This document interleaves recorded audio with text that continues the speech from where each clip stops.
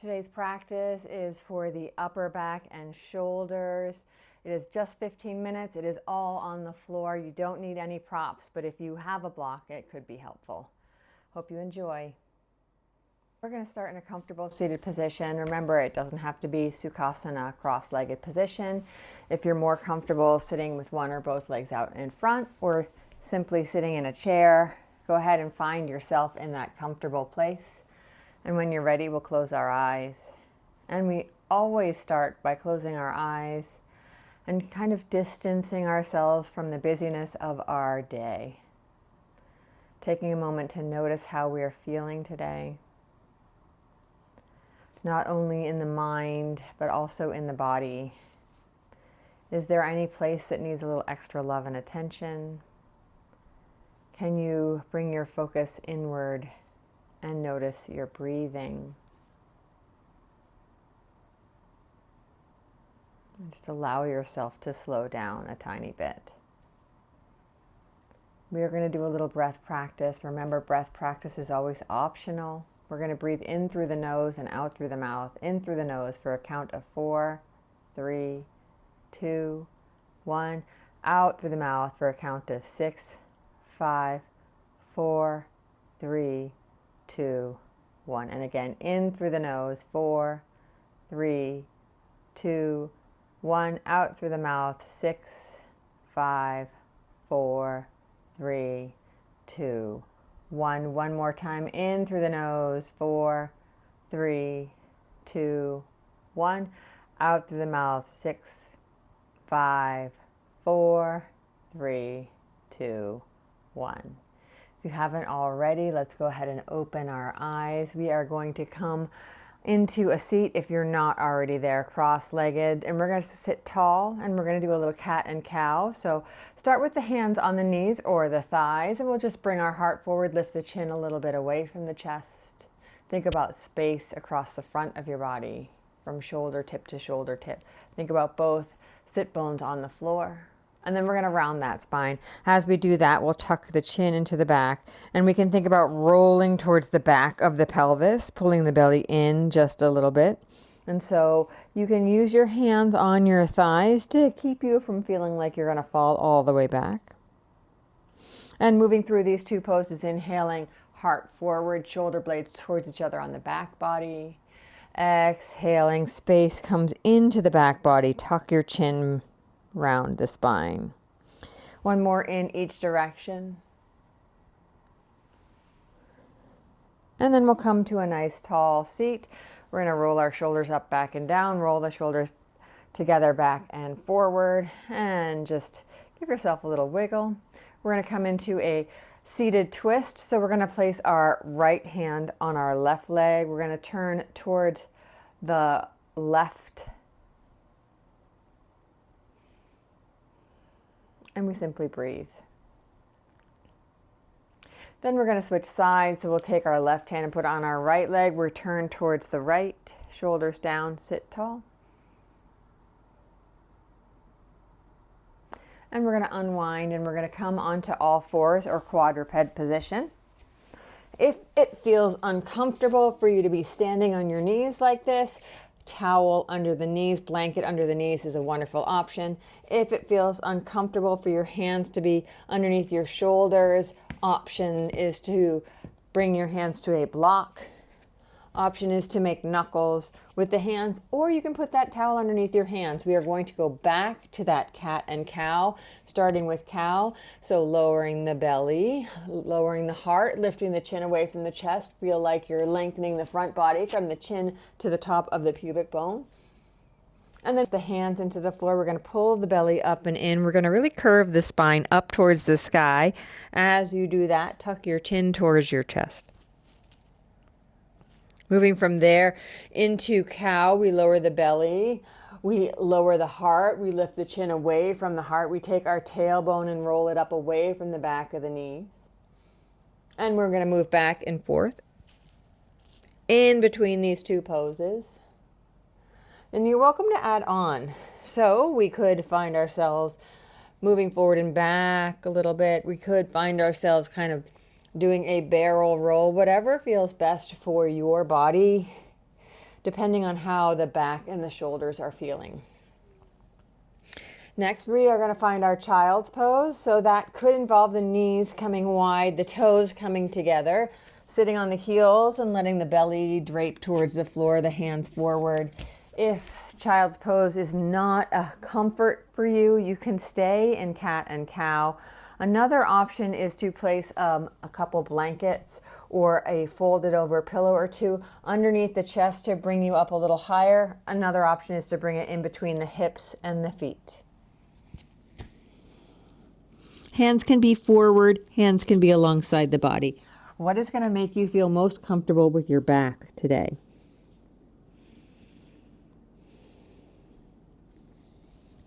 From here, we're going to come up to hands and knees and we're going to thread the needle. So threading the needle is really going to allow us some mobility in the upper back. We're going to start with our right hand down. We're going to take our left hand up. We're going to turn to the side and really stretch high up into the sky. You could look up, but that's not necessary. Instead, really just bring the hands apart. So opening the heart. And then we're going to take that left hand underneath us. We're going to turn to the right. We're going to lower the ear to the floor. This right hand is going to stay right underneath our shoulder, or we can draw it straight towards the front of the mat. Whichever one feels most comfortable for you. If you cannot bring your ear and your shoulder to the floor, go ahead and keep the right hand underneath its shoulder. When you're ready to come out, we're going to press the right hand back into the floor. We're going to turn back to the left. You can do your hand on your hip instead or hand high up into the sky, whatever feels good for you. Both hands come to the floor. In between, we're going to practice puppy. So in puppy pose, we're going to walk our hands forward. Our arms are going to be straight-ish, and we're going to drape the forehead down in between the arms towards the floor. Another option for here is to put your block underneath the head so that you can rest the head on the block. Any height that feels good for you. If you rest the head on the block, it's your forehead is resting on the block and your hands can walk a little farther forward. If this is a lot this can be a intense pose. So another option is to take the elbows down and then just drape your forehead down in between the arms. That takes a little bit of the shoulder stretch out of this pose. So make sure that you're doing what's best for you today. And then we're going to come back up and we're going to go into that, thread the needle on the other side. So we're leaving our left hand down. We're going to turn our right hand to the sky. So we're turning the opposite side, stretching the hands apart, and then taking the right hand underneath, bringing the right ear and the right shoulder towards the floor. And then you can walk the left hand forward if that feels comfortable for you. Remember that we are always focused on what feels best in our body. We're never stuck in a pose. We're always welcome to move in and out. And of course, we're breathing. So when you're ready to come back, the left hand is going to come underneath its shoulder. We're going to turn back to the right, twisting high into the sky with the right hand, and then bringing the right hand down. And we'll do a cat-cow again, or several if that feels right for you. So we're going to do our quarter dogs, which is like a half puppy. We're going to start with our right arm. We're going to bend it. We're going to bring the forearm down so that our right fingertips are facing to the right. Our forearm is kind of parallel to the front of the mat. We're going to walk the left hand out and we're going to drape the forehead down onto the right forearm. Again, so we're getting a nice stretch all along the left side of our body. And we're breathing. So this one you can focus on just the arm and it's a little less intense than the puppy. But remember, you can do what feels best for your body.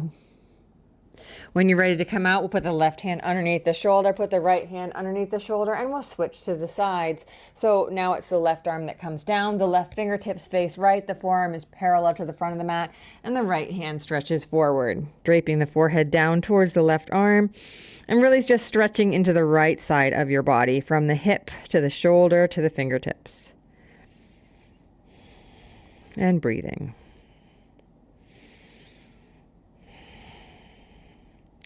We're going to come out. We're going to come into puppy for just a moment. So both hands are going to walk forward, forehead down. And then we're going to bring our elbows down and we're going to lay on our bellies and we're going to move into Sphinx Pose. So the tops of the feet are on the floor. The arms are bent about 90 degrees. If you end up with your elbows way in front of your shoulders, draw the elbows back so they're directly underneath the shoulders. We're going to put the palms on the floor and we're facing forward. So this is kind of like cow stretch, except for our thighs and our hips are on the floor. You can, if you feel a lot of compression in the lower back, an option is to take your legs wider apart. We can also really think about having the thighs and the belly resting on the floor. Think about taking your chin and elongating it, like so you're finding more space in the front body and you're finding more space across the heart, chest area. Arms are down to support you. If you want more spiciness, you can take the elbows and without actually moving them, just pull them towards the chest or towards the hips, and you'll notice your chest pressing farther forward. If this is too much though, go ahead and look down and relax down towards the mat rather than pressing into the back bend. We want to really be mindful of how our body is feeling.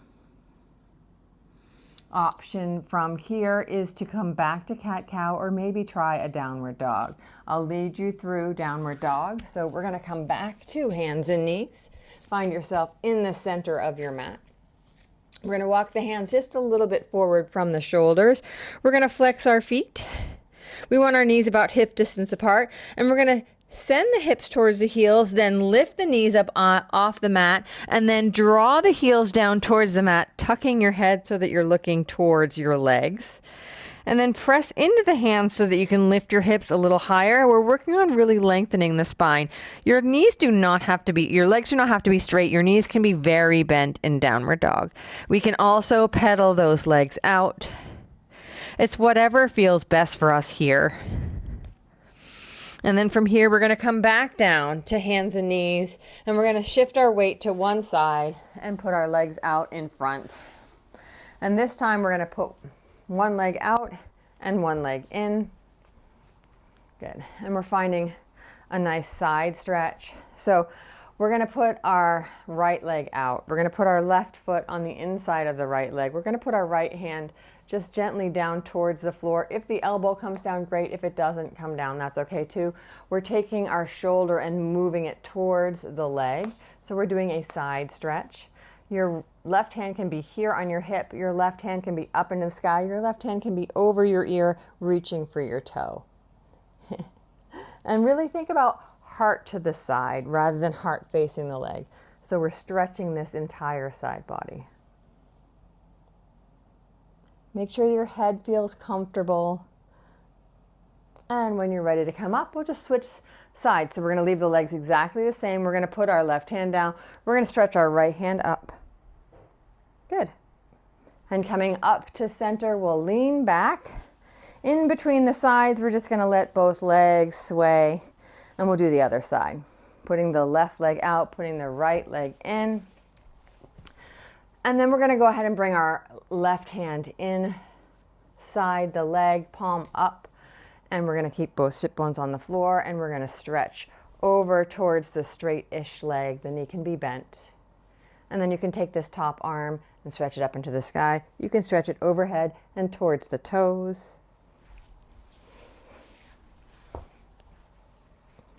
Wherever it is you are breathing, getting a nice stretch all along the side body. This foot on the floor, the knee that's bent, the foot does not have to be on the leg at all. It can be close to it, it's just bent.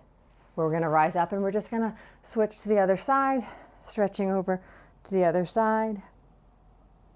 And sitting tall, leaning back. Good. Letting the knees sway. And then we're going to lay down on our backs.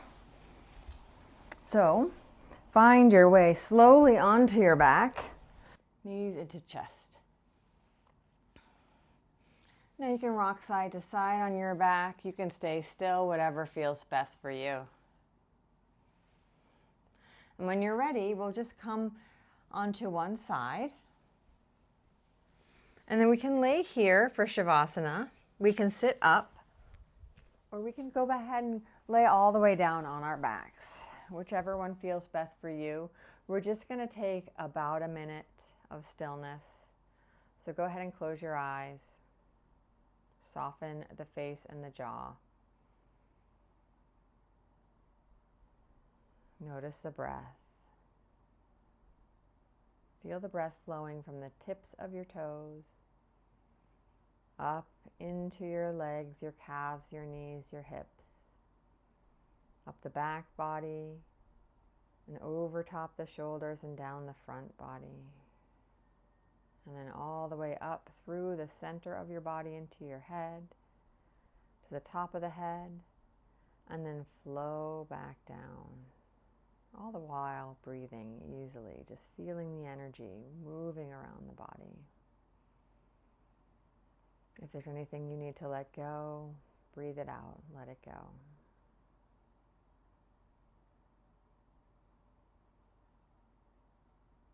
And when you're ready,